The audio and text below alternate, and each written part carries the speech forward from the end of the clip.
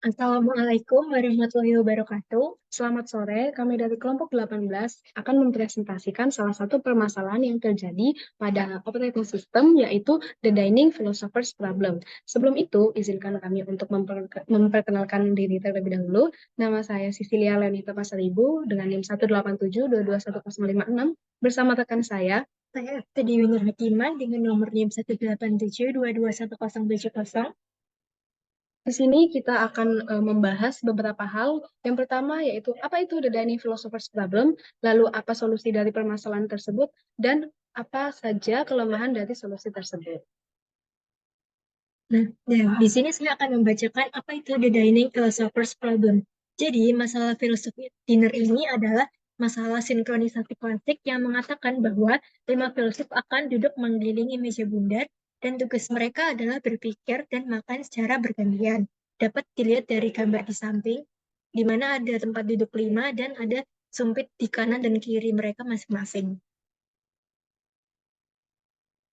Nah, pada kondisi tersebut, untuk memulai makan, seorang filsuf membutuhkan sumpit kanan dan kiri. Seorang filsuf hanya bisa makan jika ada sumpit kiri dan kanan di sebelah sang filsuf tersebut.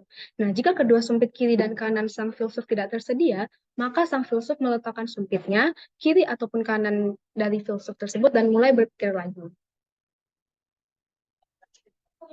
Dan adapun gambaran kode dari permasalahan ini, yang pertama, kita bisa lihat bahwa dalam lingkaran ini terdiri dari beberapa filsuf dan juga sumpit. Nah, kita ibaratkan P itu adalah filsuf dan C itu adalah sumpit, yang dimana saat filsufnya ingin makan, maka dia akan mengambil kedua sumpit di sebelah kiri ataupun kanannya.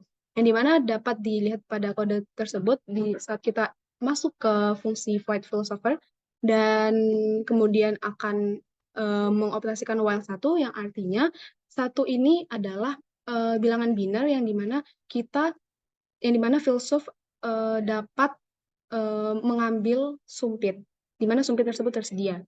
Nah, selanjutnya akan ada operasi take chopstick yang dimana filsuf akan mengambil sumpit dari indeks yang ditentukan. Misal, saat T0, saat filsuf 0 ingin mengambil sumpit, maka dia akan menjalankan operasi take chopstick 0, yang dimana dia akan mengambil sumpit C0, lalu setelah itu akan menjalankan operasi take chopstick I tambah 1 modulo 5, yang dimana 0 tambah 1, 1 modulo 5 adalah 1, maka dia akan mengambil chopstick C1. Seorang filsuf tersebut mengambil kedua chopstick tersebut, maka ia akan memakan noodle tersebut. Setelah dia selesai melakukan eating, maka dia akan meletakkan kembali sumpit tersebut dengan mengoperasikan operasi put chopstick I dan put chopstick I plus 1 modulo 5. Setelah itu, dia akan memulai berpikir kembali. Nah, yang selanjutnya adalah solusi dari Dining Philosopher's Problem. Jadi di sini kami menggunakan semapur untuk mewakili sumpit dan itu benar-benar bertindak sebagai solusi dari masalah ini. Di sini ada operasi wait dan signal untuk digunakan penyelesaian The Dining Philosopher's Problem. Ini digunakan untuk pengambilan sumpit operasi wait dapat dijalankan, sedangkan untuk pelepasan sinyal sumpit semapur dapat dijalankan.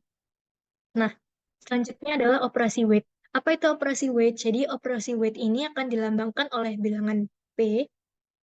Yang pertama adalah saat seorang filsuf ingin mengambil sumpit, ia akan menjalankan operasi wait pada semapur sumpit yang diinginkan. Lalu, selanjutnya jika semapur menunjukkan bahwa sumpit tersebut tersedia, yang nilainya lebih besar dari 0, maka akan melanjutkan untuk mengambil sumpit kedua. Step ketiga adalah jika semapur menunjukkan bahwa sumpit tidak tersedia, yang nilainya 0, maka filsuf harus menunggu hingga sumpit tersebut tersedia. Jika nilai semapur tetap lebih besar dari atau sama dengan 0, filsuf dapat mengambil sumpit dan melanjutkan. Lalu ada operasi sinyal yang dilambangkan oleh huruf V. Yang pertama adalah saat seorang filsuf selesai menggunakan sumpit, ia akan menjalankan operasi sinyal pada semapur sumpit yang telah digunakan. Nah, operasi sinyal ini akan meningkatkan nilai semapur yang menandakan bahwa sumpit tersebut sekarang tersedia dan siap digunakan oleh filsuf lain. Selanjutnya, saya akan menjelaskan apa itu semapur. Jadi, semapur adalah variabel bilangan bulat IS yang selain inisialisasinya hanya diakses oleh dua baris atom, yaitu tunggu dan sinyal. Bagaimana prosesnya? Yang pertama adalah, dari definisi weight ini, telah jelas bahwa nilai S kurang dari atau sama dengan 0, maka akan masuk ke dalam loop tak hingga karena titik koma setelah loop while. Sedangkan tugas sinyal adalah menaikkan huruf S. Nah, awalnya setiap elemen dari semapur C0, C1, C2, C3, dan C4 diinisialisasi menjadi satu karena sumpit berada di atas meja dan tidak diambil oleh salah satu filsuf lain. Adapun modifikasi kode dengan menggunakan operasi semafor. Nah, kita bisa lihat bahwa pada kode tersebut terdapat tambahan dari operasi wait dan juga operasi signal. Nah, misalkan nilai I sama dengan 0 atau nilai awalnya. Misalkan filosofer si P0 ingin makan, maka dia akan masuk ke fungsi filosofer dan mengeksekusi wait, take chopstick, C, I. Dengan melakukan ini, ia memegang sumpit C0 dan mengurangi semapur C0 menjadi 0. Setelah itu, dia akan mengeksekusi wait, take chopstick, I plus 1 modul 5 yang dimana dia akan memegang sumpit C1. Demikian pula, misalkan seorang filosofer si P1 ingin makan, ia akan masuk ke fungsi filosofer lagi dan mengeksekusi wait take chopstick I, lalu take chopstick I. Dengan melakukan ini, ia akan mencoba menahan sumpit C1, tapi dia tidak dapat melakukannya karena si sumpit C1 tadi sudah diambil oleh filosofer 0 atau P0. Oleh karena itu, ia akan masuk ke dalam loop tak terbatas karena filsuf P1 tidak akan melakukannya. Sedangkan jika filosofer P2 ingin makan, ia akan masuk ke fungsi filosofer, mengeksekusi wait take chopstick I, dan dengan melakukan ini ia memegang sumpit C2 dan mengurangi semapur C2 menjadi 0. Nah, saat si filosofer tersebut mengurangi semapur menjadi 0, maka ini artinya kalau misalnya dalam binari, dia akan maka sumpit tersebut tidak dapat digunakan karena dia akan dibatasin. Setelah itu, saat si P2 tadi ingin mengeksekusi wait take chopstick I plus 1 modul 5, dia memegang sumpit C3 karena I-nya itu 2 dan mengurangi semapur C3 menjadi 0. Begitupun seterusnya. Jadi saat dia mengurangi semapur tersebut menjadi 0, maka filosofer selanjutnya tidak akan bisa mengambil sumpit tersebut karena sudah diambil dan sudah dikurangi semapurnya oleh filsuf sebelumnya. Lalu, adapun hasil modifikasi dari kode semafor tersebut. Kode tersebut memberikan solusi untuk masalah filsuf makan. Seorang filsuf hanya bisa makan jika sumpit kiri dan kanan filsuf tersedia. Jika tidak, filsuf perlu menunggu. Juga sekaligus dua filsuf independen dapat makan secara bersamaan, yaitu filsuf P0 dan P2, P1 dan P3, kemudian P2 dan P4. Dapat makan secara bersamaan karena semuanya merupakan proses independen dan mereka mengikuti batasan masalah filsuf makan yang tadi. Nah, selanjutnya adalah kelemahan dari operasi semapur. Kelemahan dari operasi semafor ini adalah dapat menyebabkan kondisi deadlock atau kebuntuan. Nah, misalnya dalam permasalahan tadi di mana ada 5 filsuf yang ingin makan, pada proses ini masing-masing filsuf akan mengambil sumpit di sebelah kiri mereka secara bersamaan. Jadi saat filsuf mengambil sumpit yang berada di sebelah kiri mereka masing-masing, maka pada saat masing-masing filsuf ingin mengambil sumpit yang di sebelah kanan, itu tidak akan bisa karena sudah terpakai oleh filsuf lainnya. Nah, hal ini akan menyebabkan di mana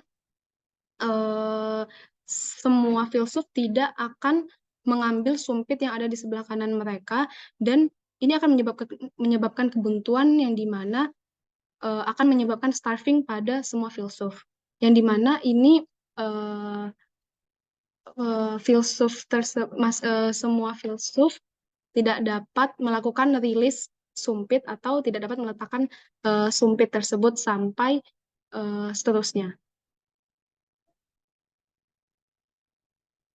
Nah, ada solusi untuk menghindari deadlock tadi. Yang pertama itu kita melakukan inisialisasi semaphores. Inisialisasi semaphores ini untuk mewakilkan setiap sumpit. Misalnya C0, C1, C2, C3, dan C4 adalah semaphores untuk sumpit masing-masing. Nah, kita harus menyetel nilai awal semaphore untuk setiap sumpit menjadi satu, menandakan bahwa sumpit tersebut tersedia. Lalu yang kedua adalah kita harus memastikan jumlah filsuf tidak lebih dari 4. Nah, di sini filsufnya tidak boleh lebih dari 4 karena jika kita memiliki sumpit P3, maka sumpit C3 dan C4 akan memulai makan. Nah, setelah selesai, ia akan melepaskan kedua sumpit tersebut dan meningkatkan nilai semapur C3 dan C4 menjadi 1. Nah, yang ketiga adalah pemilihan sumpit berdasarkan posisi ganjil dan genap.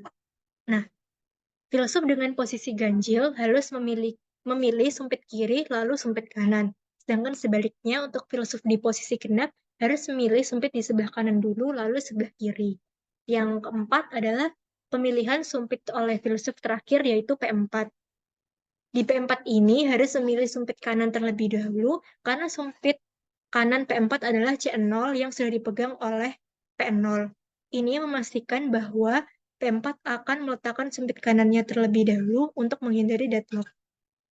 Lalu ada instruksi untuk filsuf.